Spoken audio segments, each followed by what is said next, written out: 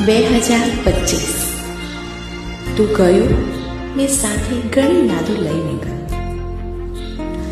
એટલું શીખ્યા કે જે ગયો છે એ પણ આપણું હતું ને જે આવશે એ પણ આપણું જ હશે.